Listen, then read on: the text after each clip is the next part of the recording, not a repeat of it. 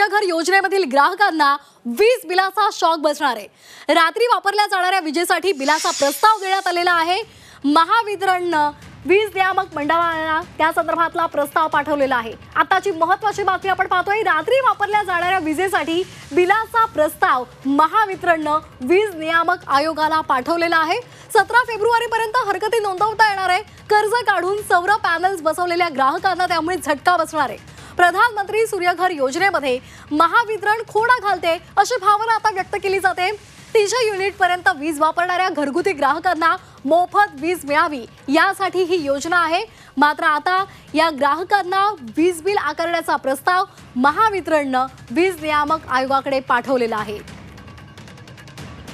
तर ग्राहकांना संध्याकाळी 6 ते सकाळी 9 या वेळेमध्ये वापरलेल्या विजेवर आता बिल आकारावं लागेल या संदर्भातला प्रस्ताव महावितरणने दिलेला आहे। या संदर्भात अधिक माहिती देत आहेत आमचे प्रतिनिधी प्रताप नाईक। प्रताप, नेमकं काय घडलेलं आहे, कशा पद्धतीचा प्रस्ताव दिलेला आहे आणि सध्या त्या शेतकऱ्यांच्या आणि ग्राहकांच्या काय नेमक्या मागण्या आहेत?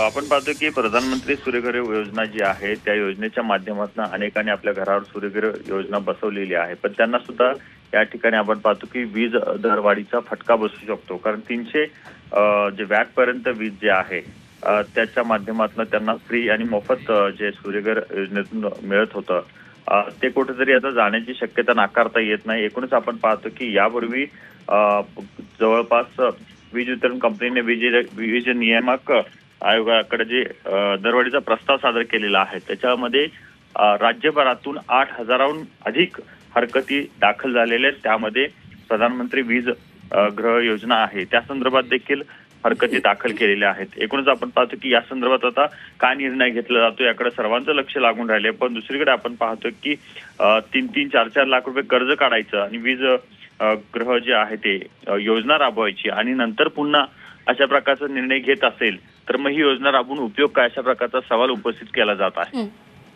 अगदी धन्यवाद दिलेल्या माहितीसाठी। तर घरावर सौर निर्मितीसाठी पॅनल्स बसवलेल्यांना बँकेचा हप्ता, वीज बिल असा दुहेरी झटका बसणार आहे आणि त्यामुळे आता या संदर्भात काय नेमका निर्णय घेतला जातो हे पाहणं महत्त्वाचं ठरणार आहे।